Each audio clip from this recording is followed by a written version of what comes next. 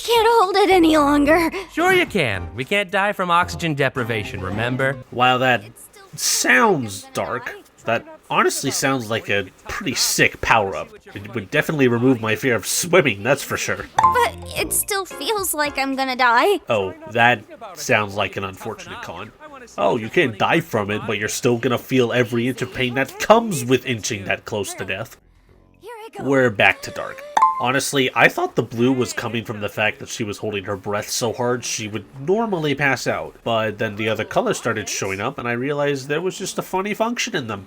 Creative. I kind of want to see Gangle's effect in action, to be honest. That seems like a lot of fun. And Zubul turned straight. My limbs straighten up and f*** off. If that's the joke that I think it is, then despite the demeaning joke, diversity win. I want to keep the mystery alive. What do you, the viewers, think it is?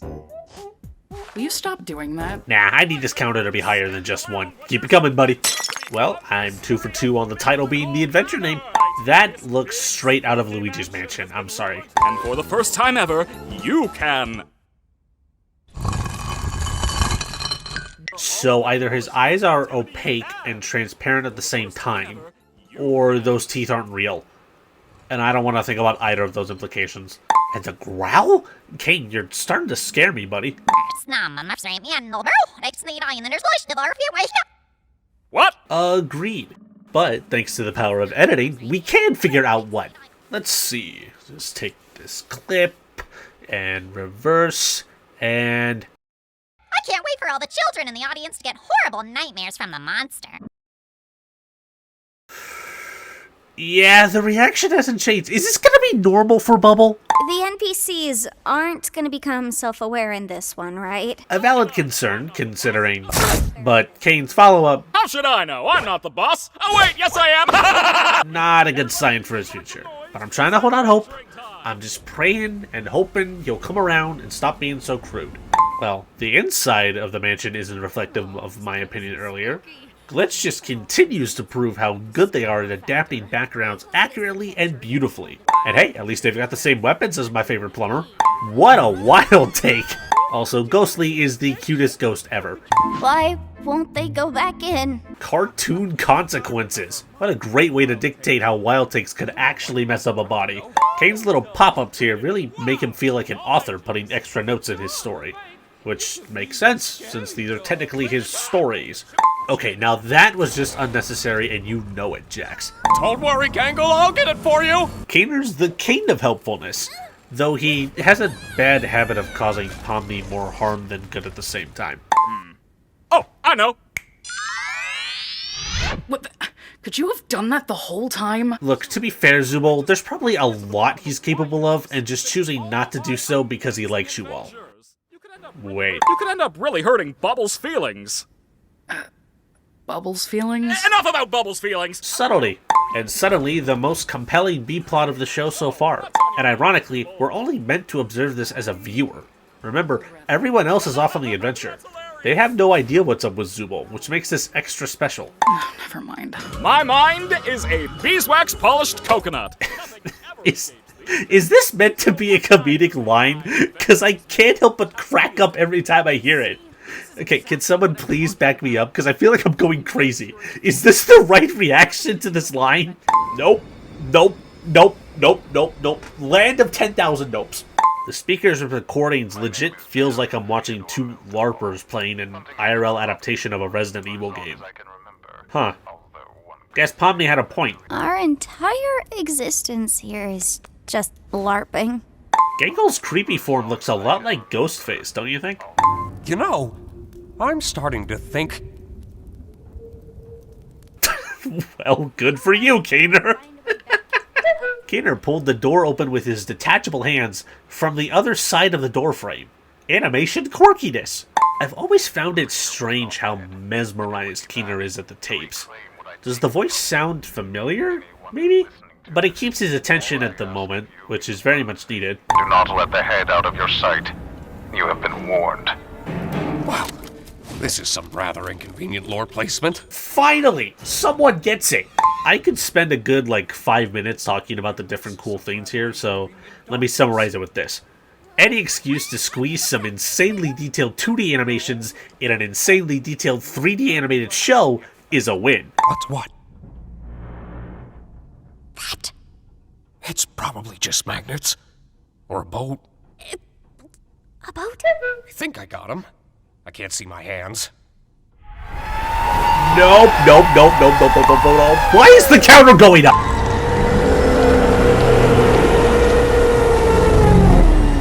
You look beautiful, honey. Oh, no, Keener. Not the abstraction trauma that reminds you of your wife's psycho form putting you in a trance. Why does it run that deep? This boat is going up! Huh? That's not up. That's not up at all! Why are we going up? Ah! Going up!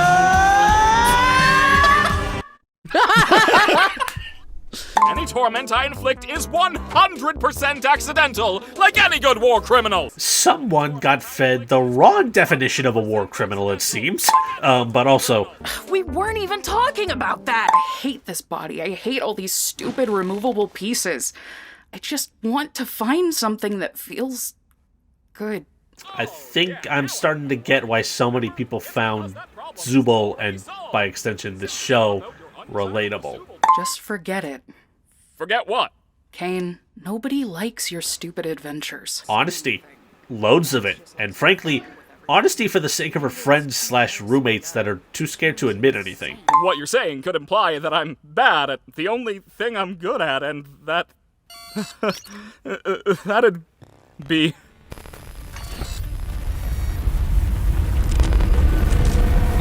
Whose therapy session is this again? Valid question, but I don't think Kane's gonna be the one to tell you the answer. I don't know about what y'all think, but Kane definitely knows how to write a tragic ghost. All 3 tapes are just heartbreaking to hear. Please don't come alive. Okay, I won't. Honesty? I mean, he doesn't move, so... I think we may have a problem this way too. Just leave it to me. I can handle this. Whoa.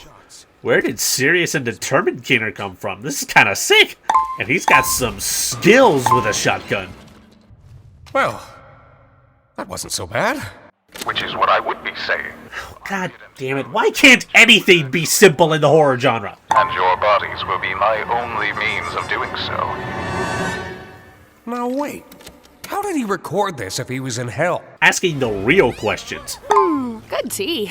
Sorry again about your husband killing you and everything. Oh, you know how men are. Wait a minute, I think it fits. Yo, calm down, Martha. Jesus Christ. I mean, he kinda had it coming. But more appropriately, comeuppance for Ghostly. Congratulations, my little ironclad waffle cones! You've taken the pacifist route! Friendship! I mean, I don't think it's true pacifist, though. Jack's definitely got some EXP. We are literally in hell right now. Hell! Of course I'd be in hell. How could I not be in literal hell right now? Pomni, ever the most realistic of these characters when it comes to crash outs. Good eye, Keener. Those don't look pretty. Resourcefulness. Nope. When will the body horror end? Stop going up!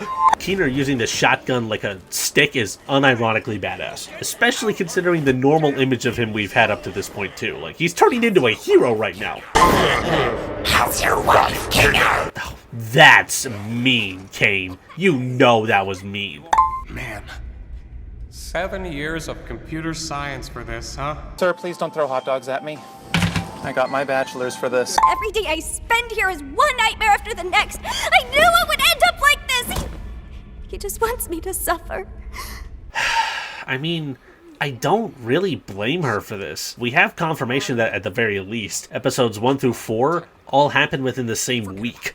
So Pomni's been going at it for 3 days straight and has been tormented every single time. The emotion is justified, even if Kane would probably think otherwise. 100% accidental, like any good war criminal! Why have you been acting so different lately? I have, haven't I? Being surrounded by darkness always brings me back to a certain time. That must have been a time when his brain hasn't actively gone cuckoo. In fact, it might actually be the last moment he had a reasonable brain. And that's honestly a very reasonable thing to do. When you're on the verge of insanity like this, holding on to the one memory or a time in your life where you knew stuff and associating it with an aspect of something, that's very smart. And it can serve as a strong pillar when you're not all there anymore. Extremely well thought out writing. You had a wife? Like, here in the circus? Yeah. She was funny, creative, really into entomology. And this explains the random bug comments from the last few episodes. Those were the things his wife liked, that he learned to like in turn. That's a sign of true love, when your partner's interests truly become your own in a way you could never have imagined before. I know how it can feel in this circus. Sometimes it all just feels pointless, but it's not. Not if you have people who care about you. Good memories can do a lot. Hold on to them. And cherish the people around you. You never know when they'll be gone. In this world, the worst thing you can do is make someone think they're not wanted or loved. I have nothing to add to that, other than don't assume that's just a lesson for the people in this fictional story. That's a lesson for you, the person watching this. Word for word, beat for beat, cherish those you know and love, and never make them feel unwanted or unloved. You never know what other people could be going through until it's too late. If we leave and we go back to the circus, you're just gonna go back to being crazy. You're not gonna remember any of this, are you? Don't worry about me. As long as you remember it, things will be okay. And incredible console and immediate application of the wisdom Keener just imparted. God, this writing is incredible. And hey, at least we got to see one of the other's breathing effects in action. And my God, it makes for some of the most beautiful screenshots you can imagine from this show. Also, I want to touch on the music choice here. This is actually not a Gooseworks original, which, extra fun fact, she wrote most of the music for the show, but this is actually a licensed song called Evocazioni di Amore. Written in 1974 by Alessandro Alessandrioni, the song title translates to Evocations of Love. And honestly, I couldn't think of a better track to exemplify this moment. The moment Pomni really accepts that maybe there's still good to be had in all of this digital wackiness after all. Hey, Ragatha. Thanks for always being concerned about me. I feel like, through everything, I haven't really been appreciative enough about that. Honesty, sincerity, and, in a way, apology. Did you remember to get my comedy mask? Appropriate reaction. And now I'm just starting to wonder if the Wild West was even a real direction at all. Alright, who's gonna tell him? Also, Bubble wearing Kane's hat. Welcome back, my meowing milkmaids! Don't ever call us that again. I don't know, Jax. It's still better than the Polish dub. No i jak tam, moje skibidi sigmy? So what was it like being stuck with the nutcase? It wasn't that bad, actually. Way to go, Pomni. Yeah, you soak off, you jerk. No last laugh for you. Just wind your arm backwards in a big circle, release right at the bottom, and follow through. Softball lessons. No, seriously, that's a hard sport to get the hang of. Genko should be glad Ragatha knows what she's doing. You got it. Jax! I actually didn't mean to do that. Okay, you're gonna call me crazy, but I actually believe him for once, and I have proof. Look at the way his eyes open up after the swing. He's looking up at the ceiling. I think he legitimately planned to knock that ball out of the tent. I know the smirk afterwards is hard to believe, but I really think this one was an accident, guys. Just let me believe. It looks about the same shape as yours. Oh. The best part is it's plastic, so it won't break as easily. I'd probably put that on the stretch test before confirming that for sure. But yeah, generally she's got a good point. There's an interesting thing to point out with Genko that I'm only just now bringing up. There's subtle differences in her voice depending on if she has a mask on or not. Even with the normal glass mask, it's less raggy or hoarse compared to when her normal face is shown when she almost always sounds like she's on the verge of breaking down. Now, is there a difference between her glass mask voice and plastic mask voice? I can't really tell. We don't have a lot of Gangle in the glass mask to confirm that. But it's still a neat detail. I'm not giving any to you. Darn. Guess you're never getting that unicorn horn, Pomni. When did I ever say anything about that? I think you'd look good with one. Fun fact, Gooseworks drew early concepts of the characters through an in-house comic strip, and this included Pomni with a unicorn horn. Yeah, I'm dead serious. Bet you didn't know that lore tidbit, huh? She even says her iconic catchphrase. Well, it's Pop. Today's adventure is The Curse of the Violent Psychopath Butcher! That's not the title of the episode.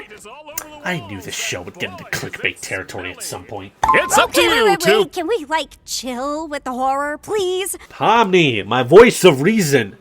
Thank you. Is that the one made for me? There was this awful, horrifying angel head thing. And when we tried to fight back at all, we got sent to hell where evil souls tried to infest our bodies. It was bad. Why did you think I would like that? See, Kane? More mature doesn't automatically equal better fit. You not listening to these people? Why don't you suggest a better one? We do. Have you not checked the suggestion box once? Gonna be real, I forgot we had that. Oh, I guess he's not listening. Oh boy. Bubble, plug that up. Resourcefulness. Well, I don't know what's normal to you people. Let's have one where we all work at a fast food place. Yeah, that's pretty normal. Great! Teaching the AI about normality. Maybe there's hope after all. And you can be the shift manager. What an honor. Yay. You did not just make that today's adventure. While I'm laughing at Jax's misery, I wouldn't lie and say I would have reacted the exact same way. So, Bubble and Kane share a ton? The dynamics between these two continue to baffle me. Oh boy. I think I found the episode I'll be relating to too much today. Even just the visuals remind me of my own workplace. I guess I should get into manager mode and get us all kicked off. Gangle does definitely seem in her element though, which is good. Because with the way Jax is acting, this team needs a competent manager. And she knows how to take charge. Baiting the troublemaker into actually doing the job instead of ruining the experience? I don't think he's ever experienced a power swap like this before, and it feels satisfying. One more thing on Gangle for now, but holy cow, the animators must have had fun with her this episode. Look at this shot! Her facial expressions are dynamic, ribbon arms are being used as more than arms. It's such a well-designed shot. This deserves a spot on a portfolio. More resourceful... never mind. Orbsman. Yep, that is all. Also, somehow, people figured out how to understand his speech. This is what he's actually saying.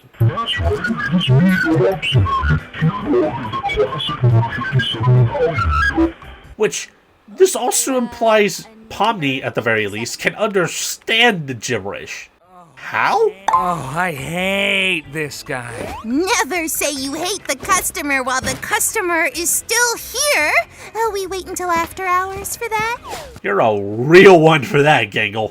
They captured the entire energy of an addicted Karen into a faceless, figureless mannequin. Not bad. Not bad. Is this what it's like on drugs?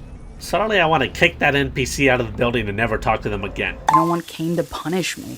Kane's not gonna do anything malicious. It's not in his nature. You really want to find out? The only thing holding Kane back is the fact that he likes us. Hey, that's basically what I said earlier.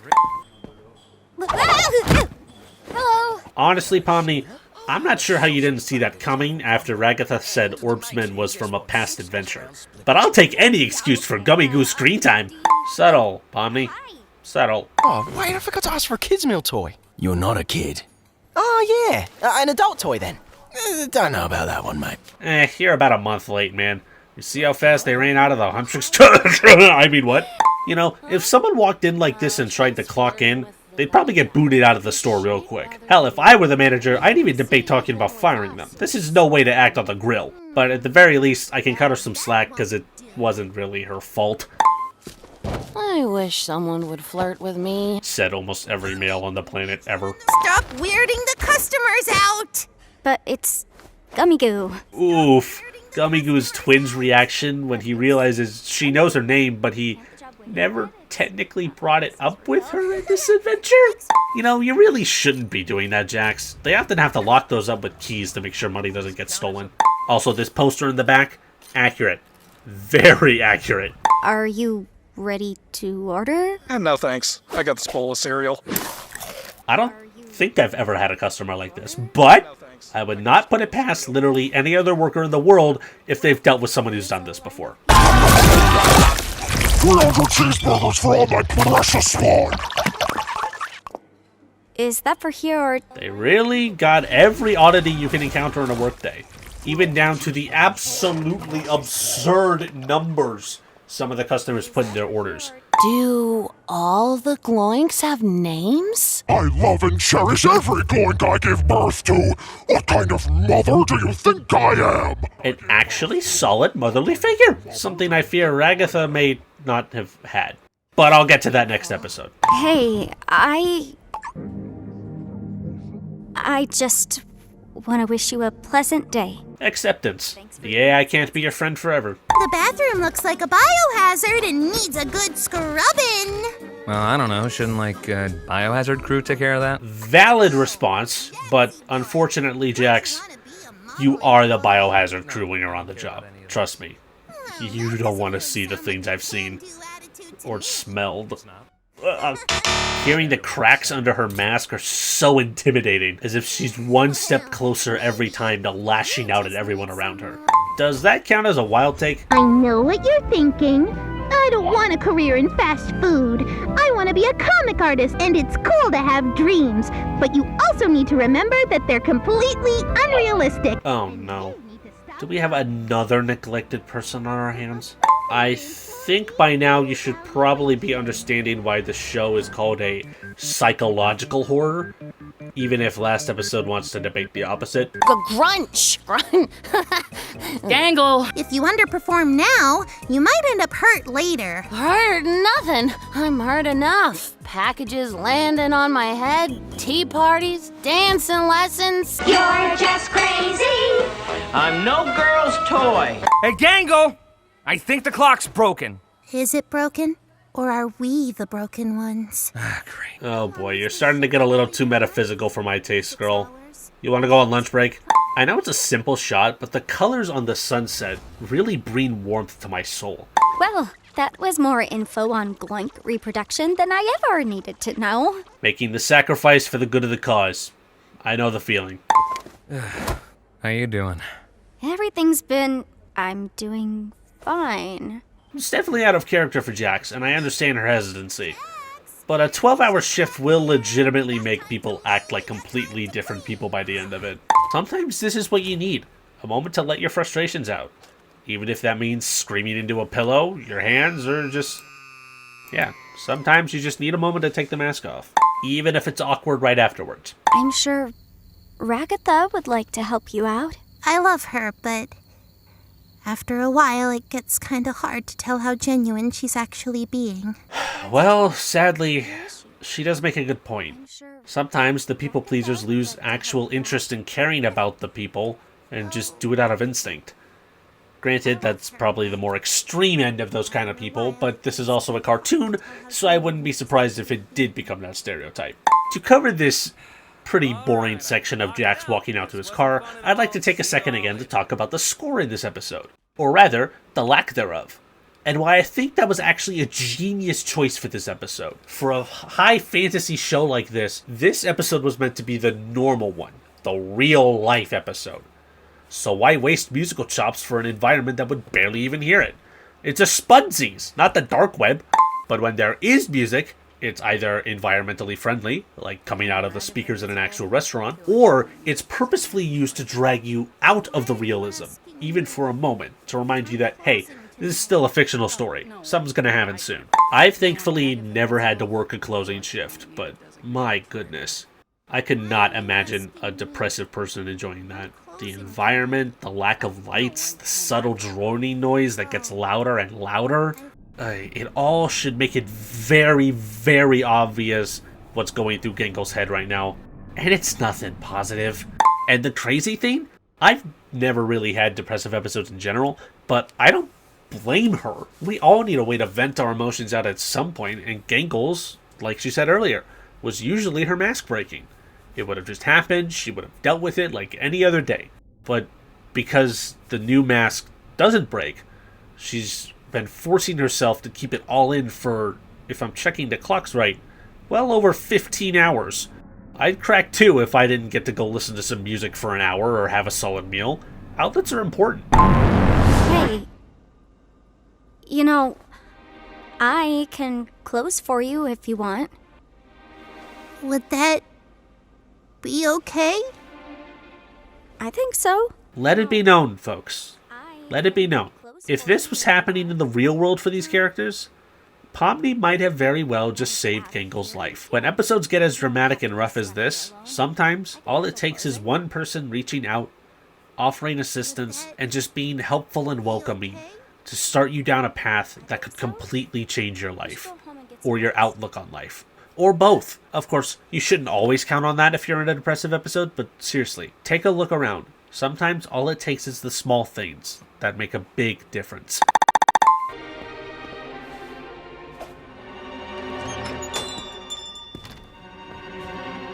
What a weird day. And for the first time in the show so far, maybe even counting after this point too, an adventure where Pomni isn't traumatized.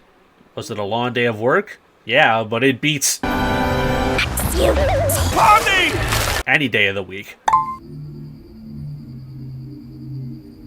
This entire sequence, it's just beautiful. The feeling of release, satisfaction, a moment of real, genuine happiness. Gangle finally sheds the mask and lets herself out, and the full, hopeful, satisfactory music kicking in, it makes this moment feel earned after the monotony of the entire earlier episode. Bravo to this scene. Honestly, one of the best moments in the entire show. Only for it to immediately get cut off by a tragic accident. Yikes, that's brutal. It's like some kind of subtle reminder that, hey, you're still trapped in here. Get used to it. Dark. Now, being in a position of power like this, you could offload the blame to one of your employees and avoid the dock on your score. No, that was my responsibility. I just cracked under the pressure, I suppose. Owning up to your actions, even if the last bit of them was on complete accident. Good on you, girl. Stick to your code. I guess Kane really does like them. He can't help but treat them all equally and fairly. Also, what the hell was Kaner doing this entire time? Where's that video? The CNA logo's back. That's not gonna be a random logo soon, huh? I am such a good... Yep. Even AIs need their release sometimes. Look, the new mask was a bust. So what? I'm sure we'll find something that works eventually. This is what I think people really need, folks. Someone you can trust with your whole heart to talk with, share your pain, and hold you up through your lowest moments. I know that's not easy for a lot of people, but when you find that kind of friendship, you should cherish it. It's special. I don't deserve a friend like you. Well, you've got one. If that isn't the most relatable exchange I've ever seen in a cartoon medium, then I don't know what is. And the tears finally disperse. One step at a time, Gangle. Maybe someday, you won't even need that mask.